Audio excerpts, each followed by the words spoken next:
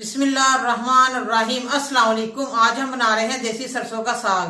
देसी सरसों का साग बनाने के लिए हमें चाहिए, मैंने 3 किलो साग लिए और मैंने बरीक कटिंग कर ली है। ये गंदले मैंने इसकी छीलनी है, धो के मैंने साफ सुथरा करके मैंने रख दिया। एक गुट्टी पालक की मैंने कटिंग कर ली है बरीक। बाथू की एक गुट्टिया मैंने पत्ता पत्ता तोड़ लिया, इसकी अभी कटिंग करनी है मैंने।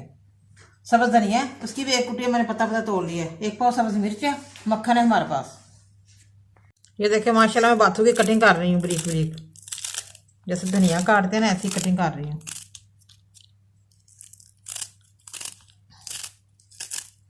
माशाल्लाह ये देखिए चूल्हा मैंने जला दिया और देश की मैंने ऊपर रख दी है। अब मैं साग डालने लगी हूँ। बिस्मिल्लाहिर्रहमानिर्रहीम। बहुत ही हमारा मज़े का साग बनेगा, देसी सरसों का साग। ये देखिए माशाल्लाह साग और पालक मैंने दोनों डाल दिए। अभी सब्ज धनिया और बाथू नहीं मैंने डाला, अभी थोड़ी देर के बाद डाल दी और 1 लीटर पानी डालने लगी।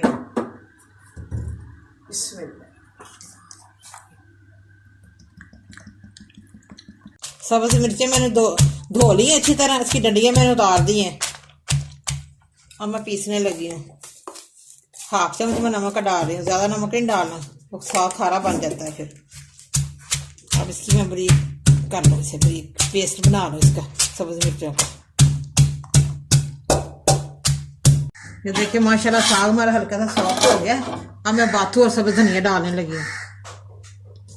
इसके बाद थोड़ी देर बाद सब्ज मिर्चें डालूंगी।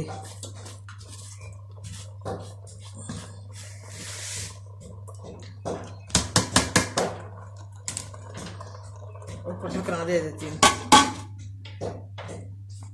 ये देखिए माशाल्लाह मिर्चें हमारी बरीक हो गई है। अब मैं साग में डालने लगी हूँ।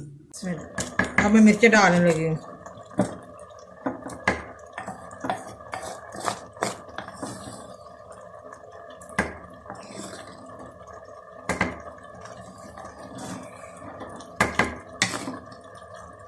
पानी और नहीं डालना है, पालक ने पानी छोड़ दिया है। बिस्मिल्लाह।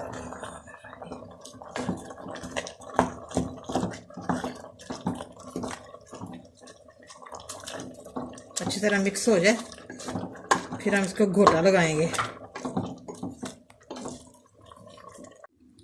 देखते हैं माशाल्लाह हमारा साग अभी सॉफ्ट हुआ है कि नहीं। हल्का सा हम घोटा लगाना शुरू करते हैं। बिस्मिल्लाह। आटा बिल्कुल नहीं मैंने डालना, ऐसे ही मैंने मक्खन की तरह मुलायम कर देना है ना, मैंने और पानी डालना है।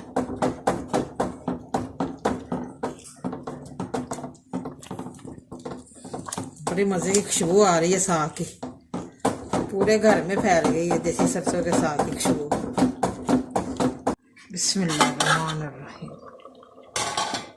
ये देखिए माशाल्लाह हमारा साग मुलायम होने वाला है। ये देखिए अभी पानी है थोड़ा सा इसमें, बस ये ध्यान रखना गंदले छीलनी चाहिए साग की। ये देखिए बिल्कुल मैंने आटा नहीं डाला, ना मक्की का ना गंदम का आटा, बस ऐसे ही मुलायम करना है घोटा लगा लगा के।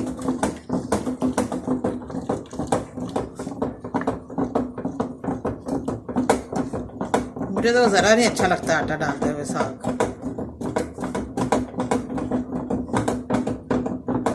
बहुत प्यारी खुशबू आ रही है साग की, देसी सरसों के साग की।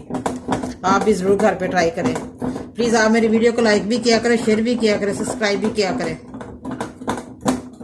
बिस्मिल्लाह बिस्मिल्लाह। माशाल्लाह ये देखिए बबल्स बनना शुरू हो गए हैं, साग पकने की निशानी है ये वाली। ये देखिए बस थोड़ी देर है, अभी थोड़ा सा पानी है ड्राई हो जाए।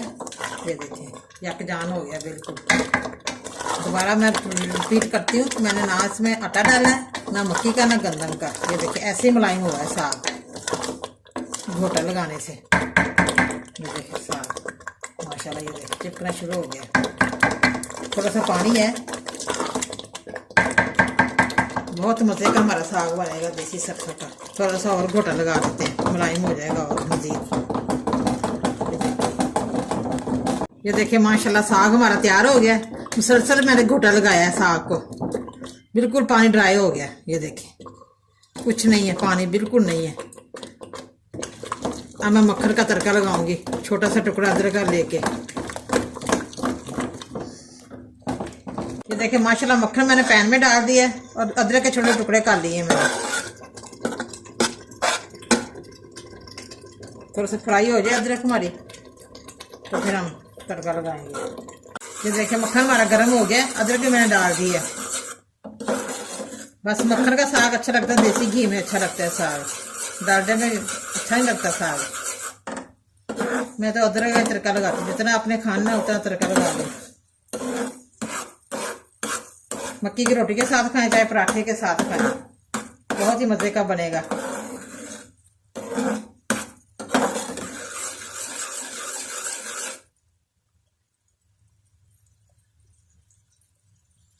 आपने भी ऐसे ही साग बनाना है।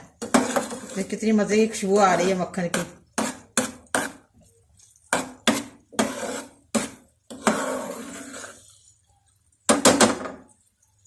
ये देखिए माशाल्लाह अदरक हमारी डार्क ब्राउन हो गई है, मक्खन भी पिघल गया अच्छी तरह। अब मैं साग डालने लगी थोड़ा सा, जितना आपने खाना है उतना आप तड़का लगा सकते हैं।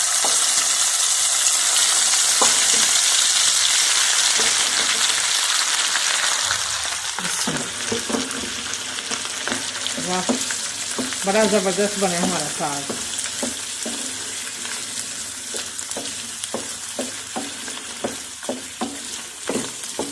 देखिए माशाल्लाह कितना मुलायम बना है मक्खन की तरह, कोई इसमें बीज नजर नहीं आ रहा है मिर्च का।